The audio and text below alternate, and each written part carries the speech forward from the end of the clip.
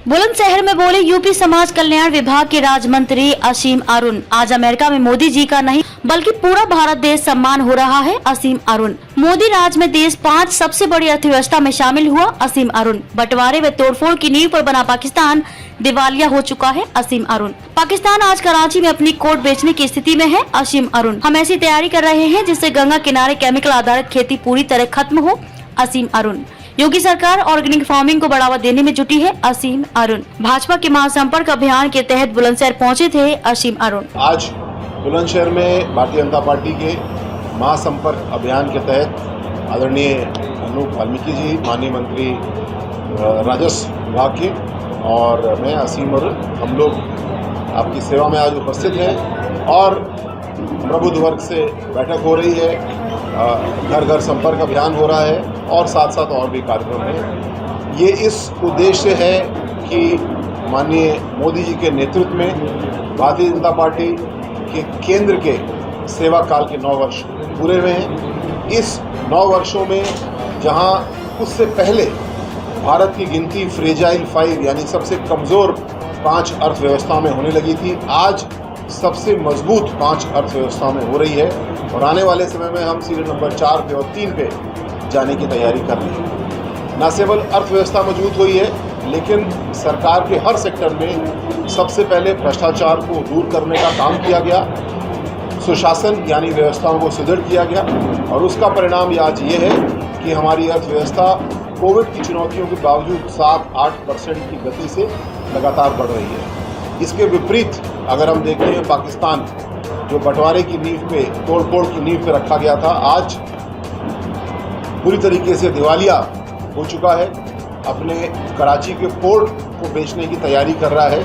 तो जहां पे जोड़ने वाली राजनीति भारतीय जनता पार्टी करती है, माननीय मोदी जी के सेवा काल में 9 साल में हमने देखा, और सबका साथ सबका विकास, हर व्यक्ति हर समाज भारतीय जनता पार्टी से जुड़ा है, उसका लाभ भी ले रहा है, उसको मजबूती भी दे रहा है।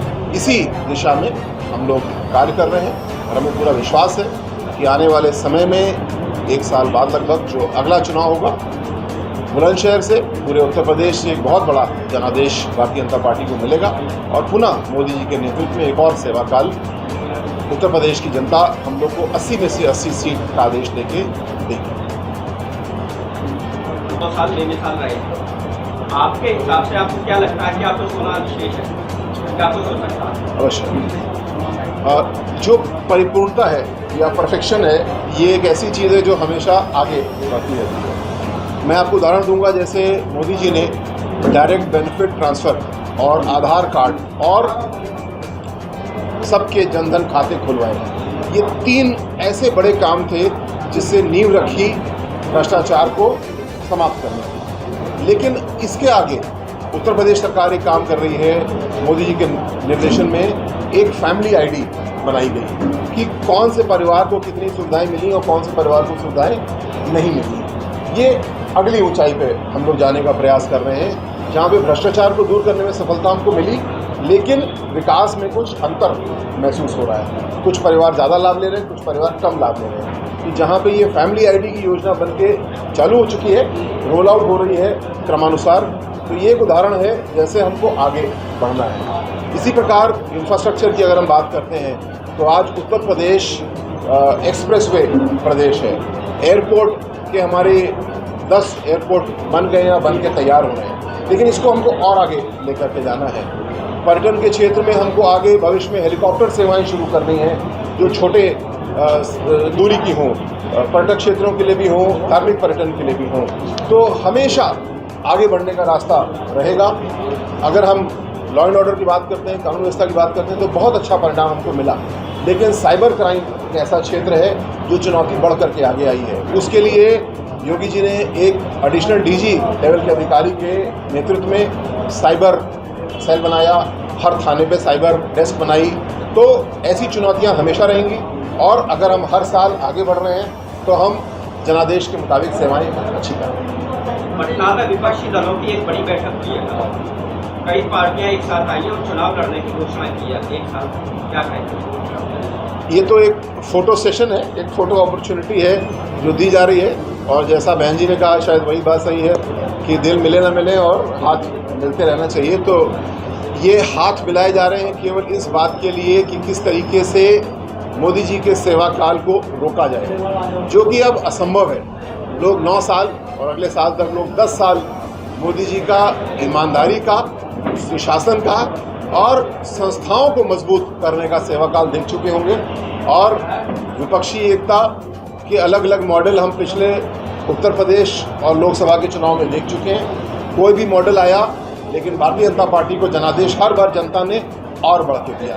तो इस बार का भी जो भी मॉडल ला सकते हैं, लेकिन जनता, हमारे सम्मानित नागरिक ईमानदारी की व्यवस्था चाहते हैं, सुशासन चाहते हैं, कानून व्यवस्था चाहते हैं, और वो भारतीय जनता पार्टी ने दिया है। हमारे नागरिक उसको कभी भी वापस नहीं जाने देंगे, ये मेरा पूरा विश्वास है। हर चुनाव में ये जनादेश मिला है। आने वाले चुनाव में अगले साल गर्मियों में देखने को पुनः ये मिलेगा। एक अंतिम सवाल इधर से लेकर आप IPS अधिकारी हो, ये राजनीति में कैसा संबंध बनाया? हाँ, क्या है? हो गया। 1 जनवरी को भारतीय जनता पार्टी से मुझे एक निमंत्रण दिया गया, सुझाव दिया गया, और 8 जनवरी को 8 दिन बाद 7 दिन बाद ये सारा निर्णय हो गया। ये मैं समझता हूँ भारतीय जनता पार्टी की यही शक्ति है। भारतीय जनता पार्टी को मैं बोलता हूँ ये एक नेतृत्व विकास कार्यक्रम की तरह है। जैसे आदरणीय अध्यक्ष जी हैं सुशीला भाई साहब, अनु भाई साहब बहुत समय से पार्टी में काम कर रहे हैं, लेकिन हर साल 3-3, 4-4 बार हमारा प्रशिक्षण होता है, यानी नेतृत्व को मांझा जाता है। दूसरी ओर मेरे जैसे लोग हैं, और ऐसे बहुत सारे लोग हैं, डॉक्टर हैं, इंजीनियर हैं, IAS अफसर हैं, जनरल साहब अपने हैं गाजियाबाद में, जिनको भारतीय जनता पार्टी काबिलियत के लिए, शायद मेरे अंदर ऐसी कोई काबिलियत नहीं होगी, या विविधता के लिए, प्रतिनिधित्व के लिए आमंत्रित करती है, और मुझको भी लाने के बाद में तराशा जा रहा है, मुझे प्रशिक्षित किया जा रहा है, सिखाया जा रहा है। ये भारतीय जनता पार्टी की बहुत बड़ी शक्ति है कि नेतृत्व को विकसित करती है, नए नेतृत्व को आने के लिए स्वागत करती है। प्रदेश सरकार रोजगार सृजन की तरफ बड़ी गंभीरता से काम कर रही है। हमारे जिले में 72,000 करोड़ का निवेश हुआ है। और आपने कहा था कि प्रदेश सरकार पर्यटन के क्षेत्र में हेलीकॉप्टर सेवाएं दे रही है, जबकि हमारे जनपद में मानव आश्रम से लेकर पेशारा तहसील से दवाई तक गंगा किनारे 2 दर्जन से अधिक अमृतकालीन स्थल हैं। उनको प्रबंधिका कॉरिडोर विकसित कराने की मांग की जा रही है, तो इसमें क्या कहना आपका? निश्चित रूप से आप देख रहे हैं पर्यटन को बढ़ावा देने के लिए, हर प्रकार के पर्यटन को, तीर्थाटन को बढ़ावा देने के लिए भी, और इको टूरिज्म को बढ़ावा देने के लिए अलग अलग योजनाएं बनाई गई हैं, बजट दिया गया है। अभी आपको जान के खुशी होगी कि पर्यटन मंत्रालय ने एक बहुत ही अच्छी योजना बनाई, जिसमें हमारे जैसे विधायकों को ये कहा गया कि आधा पैसा आप अपनी निधि से दीजिए और आधा पैसा पर्यटन विभाग देगा। तो ऐसे छोटे बड़े जो पर्यटन के केंद्र हैं, सभी को सुदृढ़ किया जा रहा है, धार्मिक दृष्टिकोण से भी, इको टूरिज्म के दृष्टिकोण से भी, अन्य दृष्टिकोण से भी। नए होटल सृजित हो। आपने देखा जो निवेश आ रहा है, इसमें सबसे ज़्यादा निवेश होटल सेक्टर में आ रहा है। तो आने वाला समय पर्यटन के लिए, देशाटन के लिए बहुत अच्छा होगा।